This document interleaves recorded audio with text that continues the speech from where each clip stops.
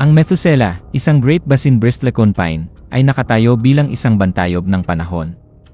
Ang sinaunang bantay na ito ay naging saksi sa halos 5 milenyo ng kasaysayan, mula sa pagtatayo ng mga dakilang pyramid hanggang sa pag-angat at pagbagsak ng mga imperyo. Ngunit ang tunay na kahanga-hanga kay Methuselah ay hindi lamang ang kanyang edad, kundi pati na rin ang mga kwento at lihim na taglay ng kanyang mga hinarapang sanga.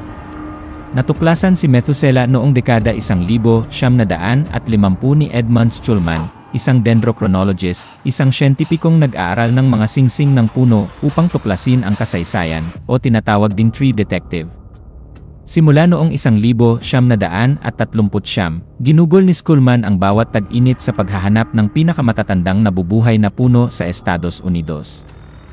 Sa pagtatapos ng tag-init ng 1953, umalis si Schulman mula Sun Valley, Idaho, kung saan natagpuan niya ang 1,650 taong gulang na limber pine noong nakaraang taon. Sa kanyang pag-uwi, dumaan siya sa White Mountains upang tingnan ang mga pinaniniwalaang matandang pine.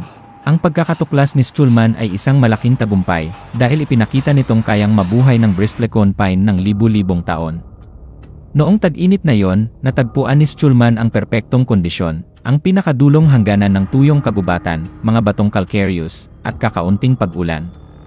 Sa lugar na ito, natagpuan niya ang punong may edad na 4,600 taon at tinawag niya itong Methuselah.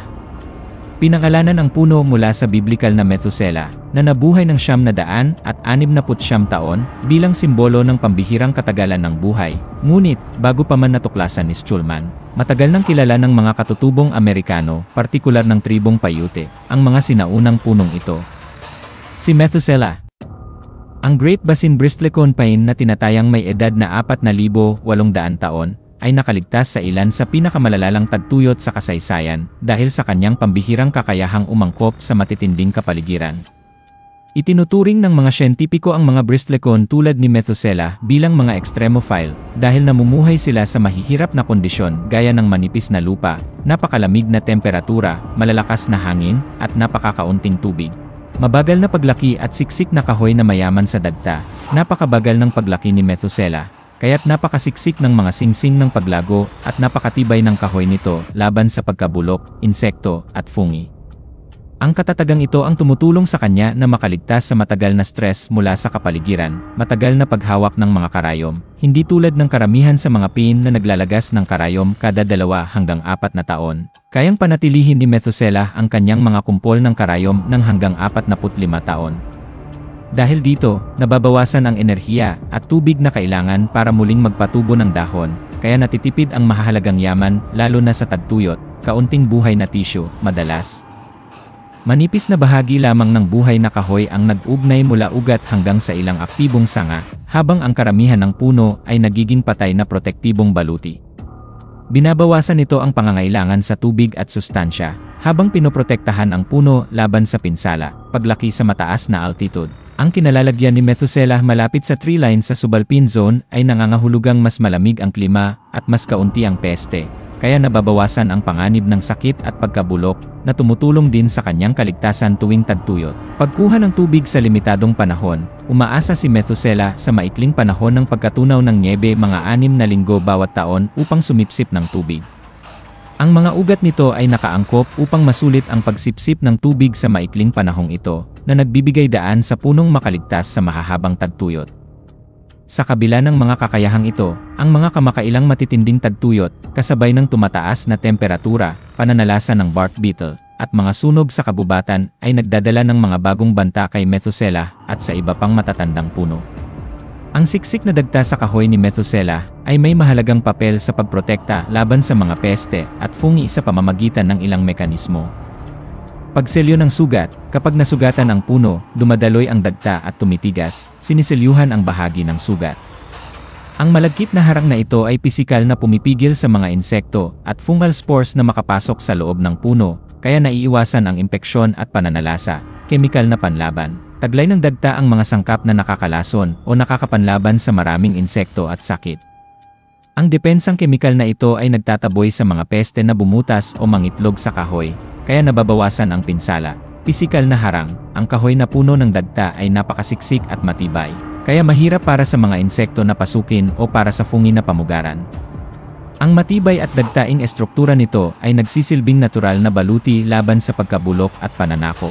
Pangmatagalang preserbasyon, ang mga katangian ng dagta bilang preservative ay nagpapahintulot na manatiling buo ang kahoy sa loob ng libu-libong taon, kahit patay na ang ilang bahagi ng puno, kaya patuloy ang proteksyon sa paglipas ng panahon. Ang mga katangiang ito ng dagta ang nagbibigay kay Methuselah ng kakayahang labanan ang pananalasa ng insekto at pagkabulok ng fungi, na malaki ang ambag sa pambihira nitong tagal ng buhay sa mahirap na kalagayan ng White Mountains. Tinitingnan ng mga katutubong Amerikano, lalo na ng tribong Paiute, ang mga sinaunang punong ito bilang mga simbolo ng pagtitiis at kahabaan ng buhay, at madalas silang isinasama sa mga seremonya na nagbibigay pugay sa mga siklo ng kalikasan. Ang mga baluktot at gusot ng mga puno ay itinuturing na mga anyo ng matatag na espiritu at mga tagapangalaga ng mga bundok. Ginagamit naman ng tribong Shoshone ang dagta mula sa bristlecone pine para sa mga medikal na layunin. Naniniwala silang may kakayahang magpagaling ito. Ang pangalan ng puno, Methuselah, ay hango sa biblikal na tauhang nabuhay ng 900 at 69 na taon na sumisimbolo sa napakahabang buhay. Itinatago ng US Forest Service ang eksaktong lokasyon ni Methuselah upang maprotektahan ito mula sa pinsala at vandalismo. Sa tinatayang edad na 4,850 taon, si Methuselah ay isang buhay na saksi sa libu-libong taon ng kasaysayan ng tao, mula sa pagtatayo ng mga piramid sa Ehipto hanggang sa makabagong panahon. Ang punong Prometheus, isa pang sinaunang bristlecone pine na pinuputol noong 1964, ay natuklasang mas matanda pa kaysa kay Methuselah. Patuloy na pinag-aaralan ng mga siyentipiko kung paano nakalalampas si Methuselah sa matitinding kalagayan sa pamamagitan ng kakaibang mga biolohikal na adaptasyon. Madalas na itinuturing si Methuselah bilang simbolo ng katotohanan, integridad, at pagtitiis na nagpapaalala sa atin na ang mga desisyong nakabatay sa katotohanan ay tumatagal sa paglipas ng panahon. Sa kabila ng masusing pag-aaral kay Methuselah, nananatiling maraming misteryo tungkol sa paglaki at tibay nito ang hindi pa nalulutas. Hindi pa rin ganap na nauunawaan ng mga siyentipiko ang mga proseso sa antas ng selula at molekula na nagpapahintulot kay Methuselah na maiwasan ang pagbagsak na dulot ng pagtanda. Hindi pa malinaw kung paano nilalabanan ng mga selula nito ang pinsala sa oxidative stress at pagkasira ng metabolismo sa loob ng libu-libong taon. Hindi pa rin lubos na nauunawaan ang mga tiyak na pisyolohikal at genetikal na adaptasyon na nagpapahintulot dito na mabuhay sa loob ng mga dekada o siglo ng kakulangan sa tubig. Ang ugnayan sa pagitan ng paggana ng ugat, imbakan ng tubig, at katagalan ng mga karayom sa ilalim ng matinding stress ay patuloy pang pinag-aralan. Ang buong komplikasyon ng kemikal na komposisyon ng dagta, at kung paano ito nakikipag-ugnayan sa iba't ibang peste o mikrobyong komunidad sa loob ng libu-libong taon ay patuloy ding sinusuri. Pinag-aaralan pa rin ng mga siyentipiko ang mga hangganan kung saan maaaring mabigo ang katatagan ni Methuselah, lalo na sa konteksto ng mabilis na pagbabago ng klima. Ang mga genetikal na salik na nagbibigay daan sa pambihirang habang buhay at pagtitiis ni Methuselah ay hindi pa ganap na naitala. Maaaring sa pamamagitan ng mga pag-unlad sa genomics ay matuklasan ang mga natatanging gene o mga regulatory network na responsable sa kanyang kaligtasan, ngunit ito ay nananatiling isang bagong larangan ng pag-aaral.